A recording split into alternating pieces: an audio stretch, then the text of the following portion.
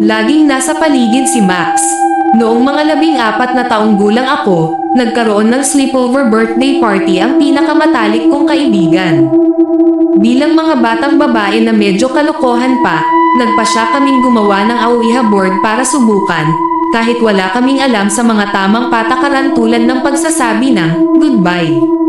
Pagkaraan ng halos 1 oras, lumayo ako para magbasa ng tarot cards at panoorin ang natitirang bahagi ng The Exorcist kasama ang ibang mga babaeng ayaw makipag-usap sa mga espiritu.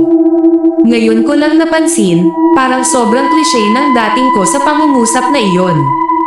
Hanggang ngayon gumagamit pa rin ako ng tarot cards, kaya parang hindi rin pala ako nakaalis sa yugto na iyon. Dito na naging kakaiba ang lahat. Pagkaalis ko, nagbago raw ang espiritong kausap ng mga kaibigan ko, parang may ibang espiritong pumalit. Ang pangalan niya ay Max, at hinahanap daw niya ako. Wala akong kilalang Max sa buong buhay ko. Sinisigawan nila ako habang binabaybay ng planchette ang mga salita, at inisip ko lang na inaasar nila ako, hanggang sa magsimula siyang magbigay ng impormasyon tungkol sa akin na walang sino man sa party ang nakakaalam. Mga bagay tungkol sa maliliit na pang-aabusong pinagdadaanan ko noon at iba pang personal na detalye. Doon talaga ako natakot. Nagmakaawa akong tumigil na sila, kahit sinubukan ni Max na kumbansihin ako na wala siyang balak na saktan ako. Buti na lang at mababait ang mga kaibigan ko at tumigil bago pa ako tuluyang umiyak. Akala ko doon na natapos ang lahat. Sa susunod na lumabas ang Ouija board, 1 taon na ang lumipas, at isa lang sa mga dating kasama ang naroon. Nagluluto kami ng cake, kaya nang tumunog ang timer, umakyat kami para alisin ito sa oven. Pagbalik namin, tinanong ako ng isa sa mga babae, sino si Max? Mukhang nanatili raw siya mula noong unang beses. Kung gusto ng mga kaibigan ko gumamit ng Ouija board, hindi nila ako iniimbitahan maliban na lang kung gusto nilang makausap si Max. Lagi raw siyang nandyan.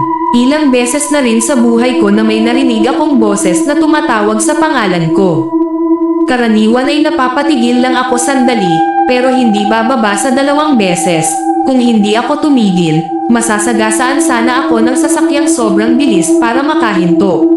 Naniniwala ako na nanatili si Max para tumulong, pero kung hindi namin sinubukan ang Ouija board, hindi ko siya kailanman makikilala.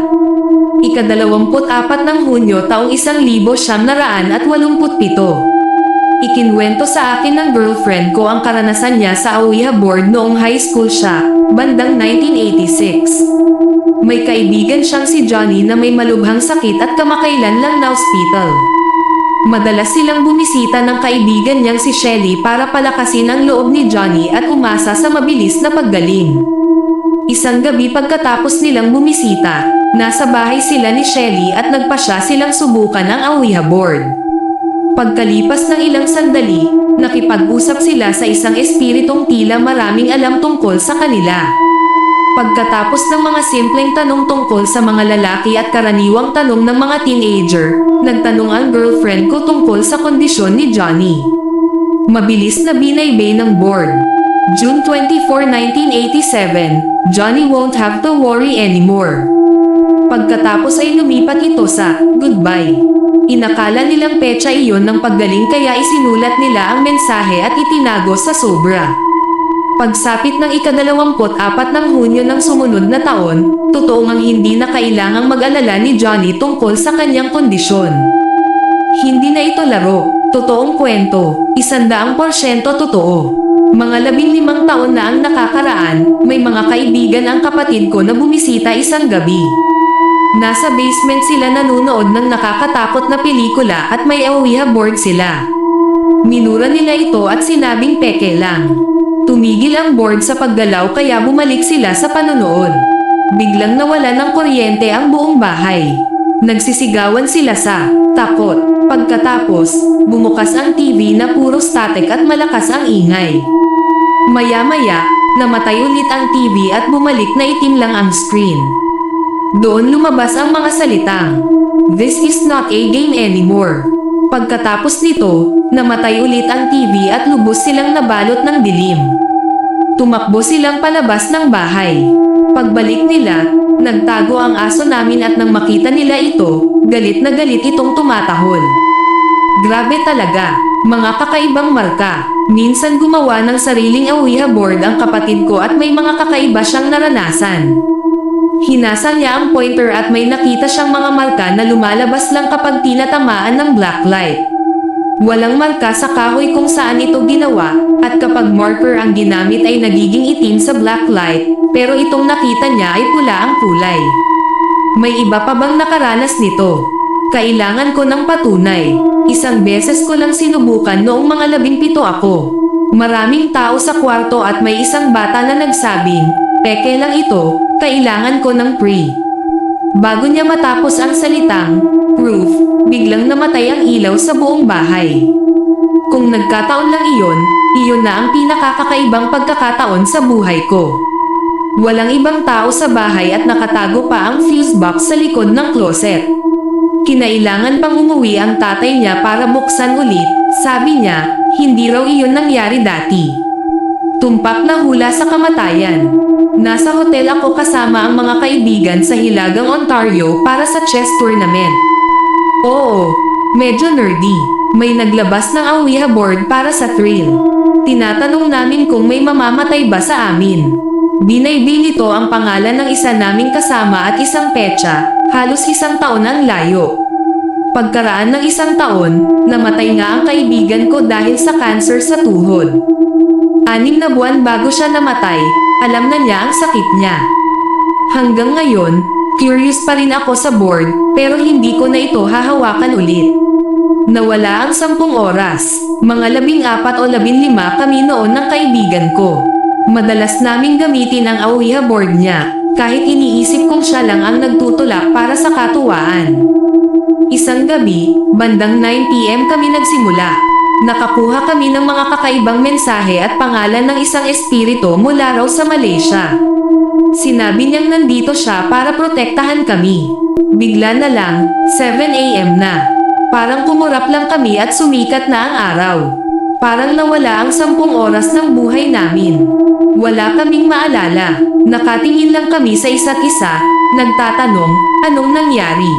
Hindi na muling gumamit ang kaibigan ko, pero ako ay nagpatuloy, kahit hindi na ulit iyon nangyari. Aksidente sa wood chipper. Hindi nag-asawa ang tiyahin sa tuhod ko, at nang tanungin ko kung bakit, ikinwento ng tatay ko ang dahilan. Noong 16 siya, may seryoso siyang nobyo. Nang gumamit siya ng Ouija board, tinanong niya kung magkakatuluyan sila. Sumagot, hindi. Tinanong niya kung maghihiwalay sila, hindi rin. Tinanong niya kung may mamamatay, oo. Nang itanong kung sino sa kanila, ang sagot ay, goodbye. Pagkalipas ng 1 linggo, naaksidente ang nobyo niya sa wood chipper sa Hillingen kung saan siya nagtatrabaho. Nakikita kita sa bintana. Mga 12 o 13 taong gulang ako noon, nag-sleepover sa bahay ng kaibigan. Naglolokohan kami gamit ang Ouija board, puro walang kabuluhang salita lang. Hanggang sa lumabas ang mensahe. Nakikita kita sa bintana, at nakikita kita sa pamamagitan ng kanyang mga mata. May maliit lang na bintana sa basement kung saan kami naroon. Tinanong namin pa ito at sinabi, nasa ilalim ako ng kotse. Lumabas kami may flashlight at nakita namin ang isang malaking itim na pasanggala na sumisikip. Tumakbo kami pabalik sa loob, at eksaktong sandali ring iyon nawalan ng kuryente ang buong bahay. Halos mawalan kami ng ulirat sa takot. Pagkaraan ng ilang minuto bumalik ang ilaw, pero gising kami hanggang madaling araw, takot at hindi na. Muling naglaro, ang unang pagkakamali namin. May mga kakaibang nangyayari sa bahay na inuupahan namin ng asawa ko. Kaya bumili kami ng Ouija board para malaman kung ano ang nangyayari. Maling desisyon. Karaniwang board lang iyon. Sinubukan naming makipag-usap sa espiritu sa bahay. Hindi namin alam na maaaring magbukas ang Ouija board ng daan para sa kahit ano. Sa dulo ng session, lumipad ang pointer palabas ng board. Walang malinaw na sagot sa kahit ano, parang umiiwas ang kausap namin. Pagkatapos noon, lalo pang lumala ang mga nangyayari sa bahay. Kusang bumubukas ang radyo at TV, may umaagos na tubig, mga boses, gumagalaw na bagay, at ayon sa asawa ko, minsan daw ay parang sinapian ako habang natutulog, kahit hindi ko iyon matiyak.